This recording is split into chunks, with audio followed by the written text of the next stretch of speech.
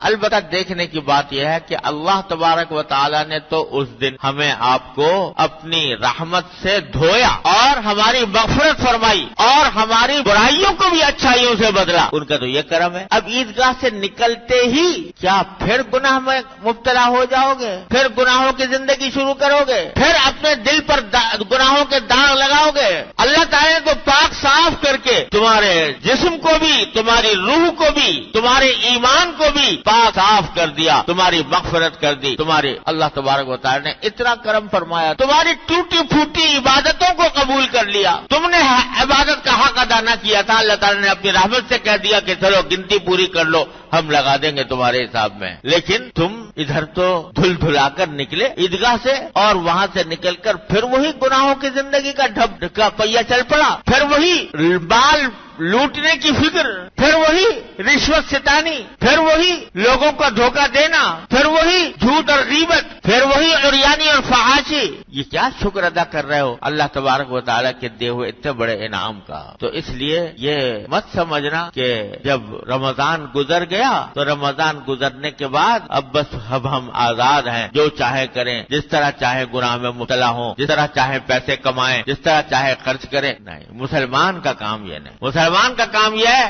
کہ جب ایک کپڑا تازہ تازہ دھل کر آیا تو جتنا تازہ ہوگا، جتنا نیا ہوگا، اتنی ہی حفاظت بھی زیادہ کی جائے، کیونکہ اس تازہ اور نئے کپڑے پر چھوٹا سا بھی داغ لگے گا تو بہت برا لگے گا، دور سے نظر آئے گا. میلا کچیلا کپڑا ہے، اس پر 10 داغ پہلے سے لگے ہوئے، ایک اور لگ گیا تو کیا ہو گیا. لیکن جو صاف ستھرا دھلا ہوا کپڑا ہے اس کے اوپر اگر ایک چھوٹا سا بھی داغ لگ جائے گا تو بہت ہی بھدا معلوم ہوگا. لہذا جب اللہ تعالیٰ نے اپنے فضل و کرم سے، اپنی رحمت سے ہمیں آپ کو دھو دیا تو اب ذرا کوشش کرو کہ اب دوبارہ یہ داغ گناہوں کے نہ لگے. اس بات کا عزم کر لو. جس طرح رمضان کے اندر جب روزے میں پیاس لگتی تھی تو پیاس پانی پینے کو جی چاہتا تھا لیکن نہیں پیتے تھے. کیوں نہیں پیتے تھے؟ کہ اللہ تبارک و تعالیٰ کی ناراضی کا ڈر ہے، روزہ ٹوٹ جائے گا، اللہ تعالیٰ ناراض ہو جائیں گے، اس لیے نہیں پیتے تھے. اب تمہارے سامنے بہت سے گناہوں کے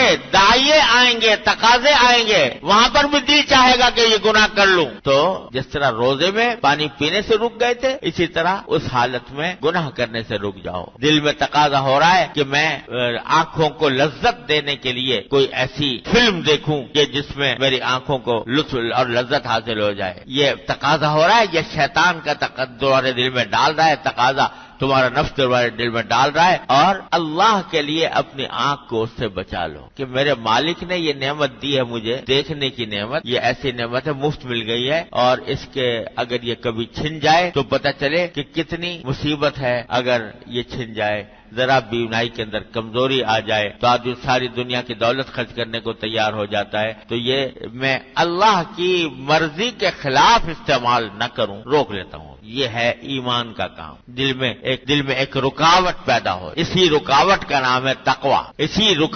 اسی خلش کا نام ہے تقوی، جو انسان کو کہ باغ انسان کے خواہشات کے اندر لگام ڈال دیتی ہے. جس طرح روزے میں تھا، بھئی یہاں پر بھی یہ کام کرو. غیبت کرنے کو مجلس جمی ہوئی ہے، ہنسی مذاق ہو رہا ہے، ہنسی ٹٹے ہو رہے ہیں، اور اس میں کسی کا ذکر آ گیا، اس کا مذاق اڑایا جا رہا ہے، اس کی برائی کی جا رہی ہے، اس میں مزہ آ رہا ہے. یہ گناہ کا تقاضا پیدا ہوا. تو جس طرح روزے میں رک جاتے تھے، اسی طرح اس موقع پر بھی رک جاؤ کہ نہیں میں کسی مسلمان بھائی کی اس کے پیٹھ پیچھے برائی نہیں کروں گا، کسی کا اس طرح مذاق نہیں اڑاؤں گا کہ جس سے اس کی دل آزاری ہو، اس کی دل شکنی ہو، اس کا دل ٹوٹے. ایک واقعہ آ گیا سامنے کہ کوئی شخص ہے، اس کا کام تمہارے سے اٹک گیا، اب تمہارے پاس ایک موقع ہے کہ اس سے ایک خطیر رقم کا مطالبہ کرو، رشوت. تمہیں کسی ملازم ہو، کہیں محکمے کے سربراہ ہو یا محکمے کے اندر کوئی ذمہ داری کا کام تم کرنے والے ہو، اور وہاں پر کوئی آدمی کسی آدمی کا کام پھنس گیا